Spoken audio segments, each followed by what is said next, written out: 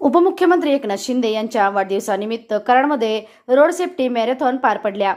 RTO कार्यालय कराड व रणजित पाटील मित्र परिवाराने मॅरेथॉनचे आयोजन केले होते। स्पर्धेत रस्ते सुरक्षा संदेश देत 2000 पेक्षा जास्त नागरिकांनी सहभाग घेतला होता।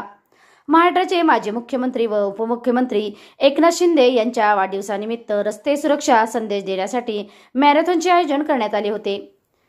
या मॅरेथॉनला चांगला प्रतिसाद मिळाला असल्याची माहिती रणजित पाटील यांनी दिली।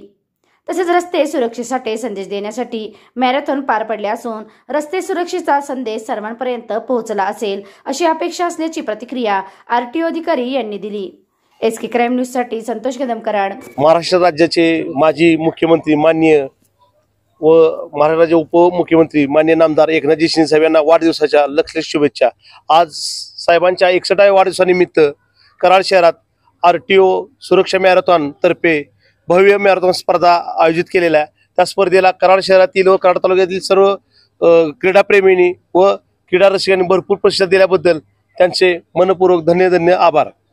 आज इथं आपण सुरक्षा मॅरेथॉनच्या तर्फे मी शपथ घेतो की आपण शपथ घेतलेली आहे की जनजागृती करून रस्ता सुरक्षेसाठी मी हेल्मेट वापरणार, मी मद्यपान करून गाडी चालवणार नाही, मी सीट बेल्ट लावणार, त्याशिवाय गाडी चालवणार नाही, अशा भरपूर गोष्टीची इथं आपण कमीत कमी 3 ते 4 हजार लोकांना कराड शहरातील आपण आज शपथ घेऊन इथं शपथ दिलेली आहे की रस्ता सुरक्षेसाठी आपण सगळ्यांनी सहकार्य करून नियमाचे पालन करावे।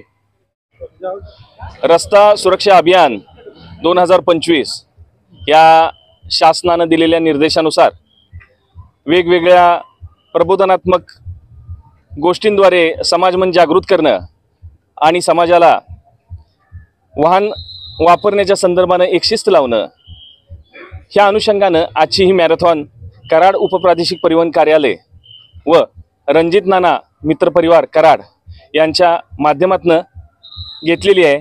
कराडकरांनी जो ह्या मॅरेथॉनसाठी प्रतिसाद दिलेला आहे हा अभूतपूर्व असा प्रतिसाद आहे। अतिशय कमी वेळाच्या नोटीसमध्ये कराडकरांनी मोठा सहभाग नोंदवलेला आहे आणि कराडकरांच्या या स्पर्धात्मक उपक्रमामध्ये सहभागाबद्दल आम्ही केवळ स्पर्धक म्हणून नाही तर ते सुरक्षा दूत या नात्यानं आम्ही त्यांच्याकडे बघतोय। ते स्वतः सजग होतीलच आणि त्याबरोबर समाजालाही सजग करतील।